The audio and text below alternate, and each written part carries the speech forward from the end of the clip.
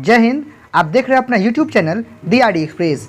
आइए बात करते हैं आज के अपने क्लास के बारे में, जो कि CRPF ट्रेड्समैन के लिए सामान्य हिंदी का होने वाला है, जिसमें हम लोग 28वां प्रैक्टिस देखने वाले हैं।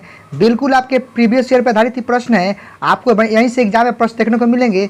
ऐसे ही प्रश्नों को करने के लिए आप हमसे जुड़ जाइए और चैनल को सब्सक्राइब कर बेल आइकन दबा लीजिए। आप इस वीडियो में बने रहिए और चलिए आज के अपने क्लास को शुरू करते हैं। देखिए आज का पहला प्रश्न आपके सामने है और हम थोड़ा प्रश्न को जूम आउट करते हैं। इस प्रश्न को आप समझिएगा। हमसे प्रश्न कर रहा है कि जो लड़का है उसका भाववाचक रूप क्या होगा। ठीक है, लड़कापन, लड़की, लड़कपन या लड़काई। तो बड़ा आसान है, इसका सही आंसर क्या होगा? ऑप्शन 3 हो जाएगा, लड़कपन। चलिए बढ़ते हैं प्रश्न संख्या 2। संज्ञा का उदाहरण नहीं है, राम, हिमालय, मानवता या फिर तेज।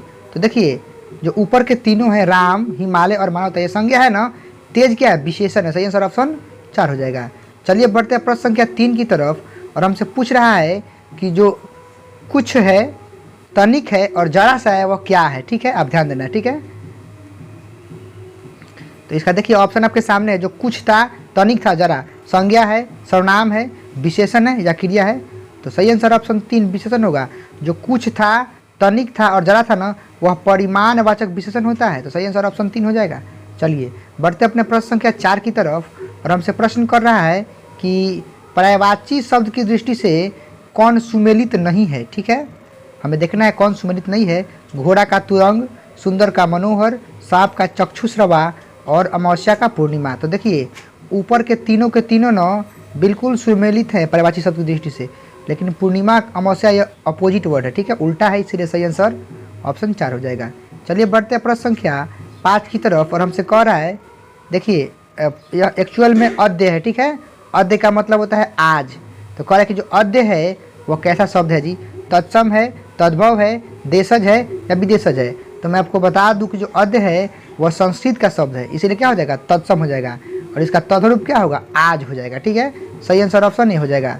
चलिए बढ़ते हैं प्रश्न संख्या 6 की तरफ और हमसे कह रहे कि जो गोधूम है उसका तद्भव रूप क्या होगा जी? धूप, गेहूँ, गाय या फिर दूध।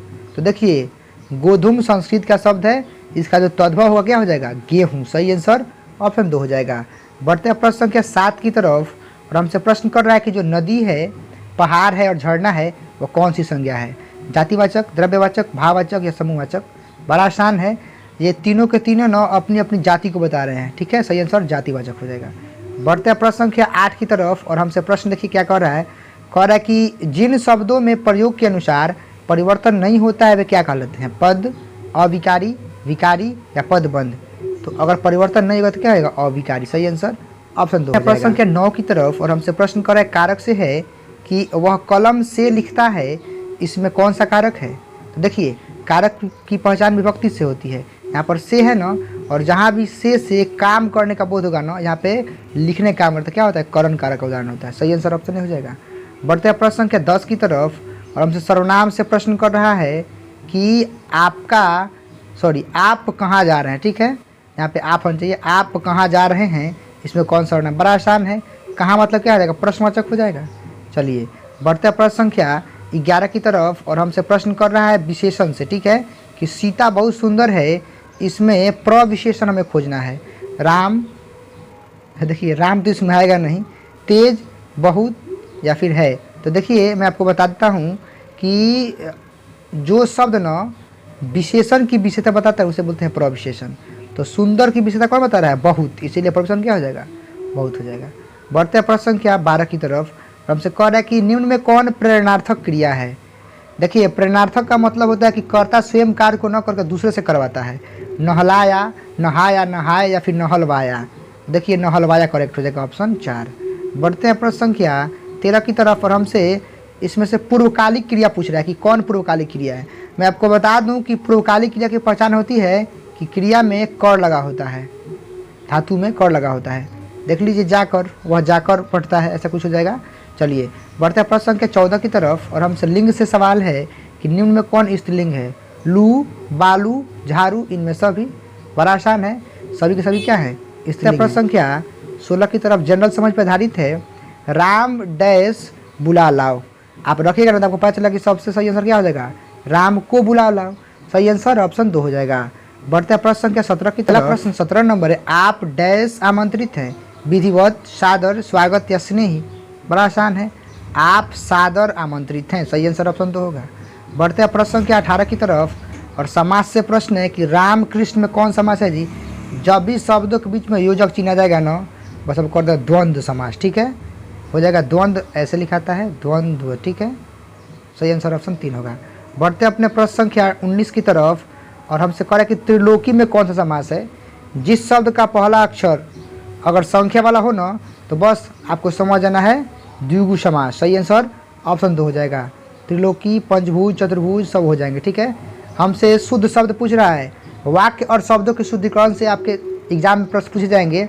हमें शुद्ध में उत्पत्ति लिखना है, तो आप जानते हैं कि उत्पत्ति इस रूप में लिखा है, तो आप देख सकते हैं, सही आंसर ऑप्शन ए ही हो जाएगा।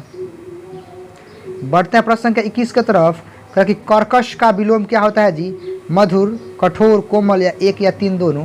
तो सही बात है, मधुर भी होता है और कोमल भी होता है, मतलब क्या 1 और 2, 1 और 3 दोनों होगा। बढ़ते हैं प्रश्न संख्या 22 की तरफ, श्री राम, जो श्री राम प्रभु हैं उनका पर्यायवाची शब्द क्या होगा। दशरथ नंदन, बिल्कुल सही बात है। अवधेश भी है, रघुनाथ भी है, मतलब क्या है सभी के सभी हैं, सही आंसर ऑप्शन 4 हो जाएगा। बढ़ते हैं प्रश्न संख्या 23 की तरफ और हमसे देखिए क्या प्रश्न कर रहा है। अनेक शब्दों के एक शब्द से प्रश्न है कि जो सब में व्याप्त हो उसके लिए एक शब्द क्या होगा। सर्वज्ञ, सर्वव्यापी, सार्वजनिक या सर्वविलीन, सही आंसर सर्वव्यापी हो जाएगा। बढ़ते हैं प्रश्न संख्या 24 की तरफ, कह कि निम्न में कौन मुहावरा नहीं है जी।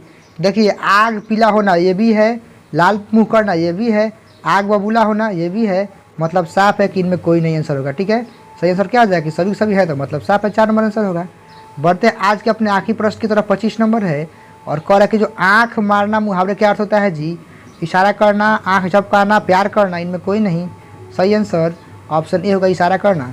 इस वीडियो में हम लोग 25 हिंदी के प्रश्न कर पाए हैं। वीडियो को लाइक करके चैनल को सब्सक्राइब करके बेल आइकन दबा लीजिए और तैयारी करते रहिए। मिलते हैं अगली वीडियो में अगले टॉपिक के साथ, तब तक के लिए टेक केयर, थैंक यू, जय हिंद, वंदे मातरम।